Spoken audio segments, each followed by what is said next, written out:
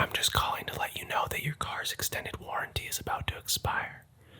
We've been trying to reach you, and this will be our final attempt. What's up, everyone? My name is Caleb Brunco. I'm a photographer and filmmaker based here in South Florida, and today we are talking about the two fastest vintage 85mm lenses that were ever made, to my knowledge. Let's get into it.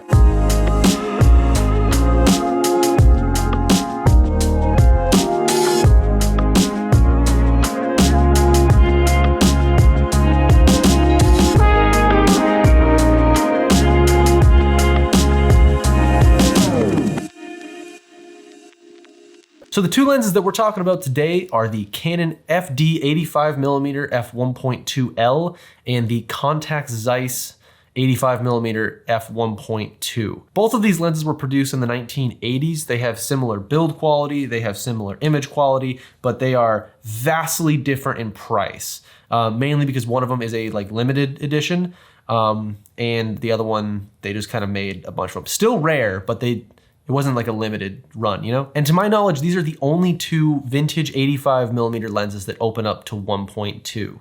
I did a ton of research for hours, and I couldn't find a single other lens other than the Canon 85mm aspherical, but it's basically the same lens as the L.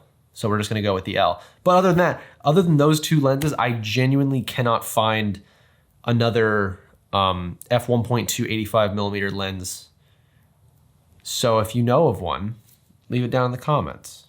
Would love to know. So the Canon uses an FD mount, which was their mount before they introduced the EF mount. And the Zeiss uses a CY mount, which was their Contax Yashica pairing. Both of these lenses can easily be adapted to any mirrorless system, but it gets a little tricky with DSLRs. As far as build quality goes, they're both outstanding. I would definitely say the Zeiss has the edge because the Canon, while it's mostly metal, the focus barrel that you touch and the aperture ring are plastic, but it's not like a super cheap plastic. Like it's not gonna break on you, and all of the important components are still metal. So that's very good. But the Zeiss, everything you touch on it is metal. Like it's built like an absolute tank, which is good. Something to note about the Zeiss though is the way the aperture mechanism is designed. If you're at between, I think, f1.4 and f2.8, it has like this kind of like ninja star kind of shape, which if you love it,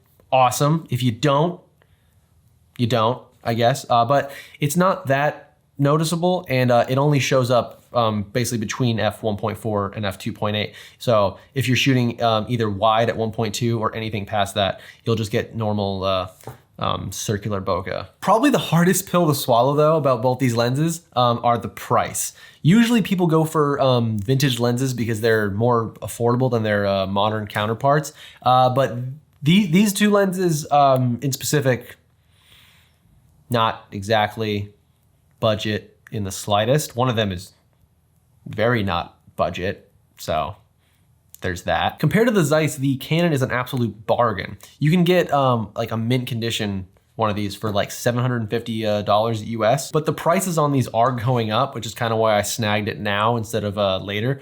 After I saw the Canon FD 24mm 1.4, basically overnight went from $2,000 to like $6,000, so not getting that one anymore. And then on to the Zeiss.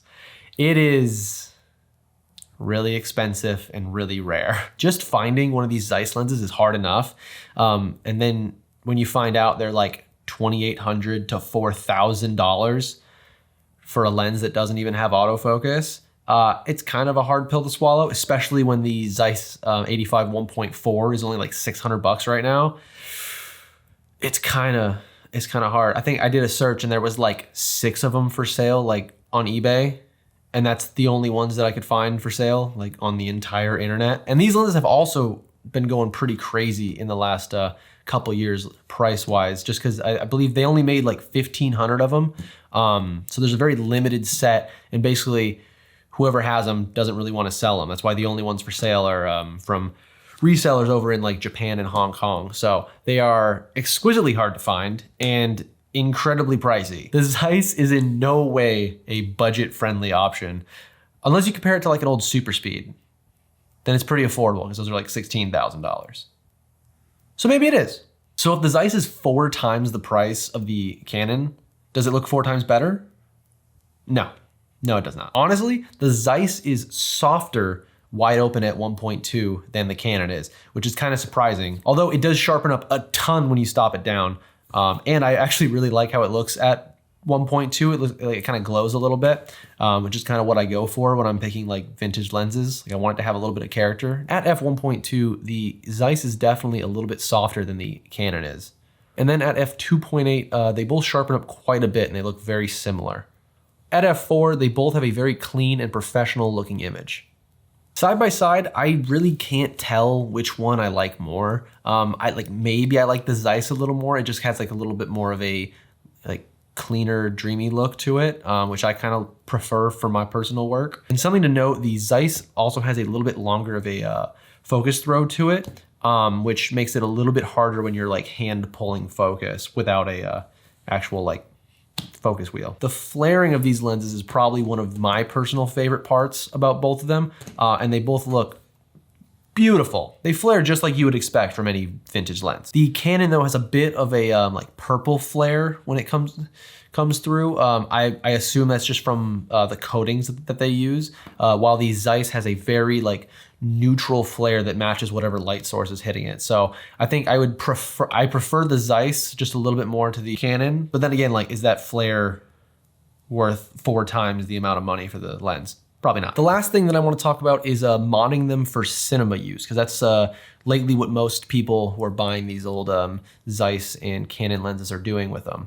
Myself included, actually. I plan on modding out both of these for cinema use. A typical cine mod consists of installing an EF mount, which is kind of tricky for the Canon because it has an FD mount, and the flange distances are so close that you can't just throw a simple adapter onto it. So you actually have to remove the entire mount and then put a new mount on there. SimMod is coming out with their new FD to EF conversion, which if it's like their last one where you had to send in your lens, can get a lot more pricey than if you were just buying the mount swap yourself. As for the Zeiss, typically it is extremely easy to convert a CY mount into a EF. The only problem is SimMod, or anyone for that matter, does not make a custom EF mount for the 85 1.2, probably because it's so rare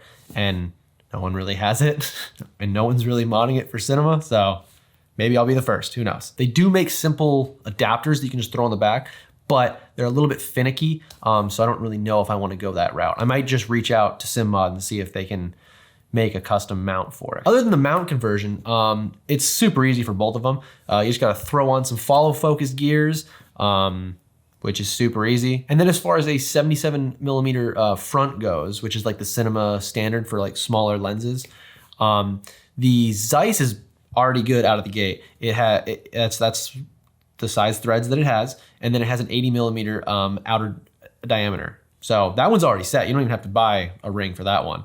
The Canon though, it's a 72mm, so you just gotta buy a little step up ring for it, and then gets right up there. So with all that being said, I think that is gonna do it for this video. If you enjoyed it, please consider liking and subscribing. It greatly helps me out. Let me know down in the comments if either of these lenses interest you in any way, or if there's any other vintage lenses that you would like to see on this channel, or anything else in general. Just leave them down in the comments. Would love to hear them. I read them all. Or if you just feel like roasting me, leave it down in the comments. Would love to hear it. Anyway, guys, that is going to do it for this video. I will see you in the next one.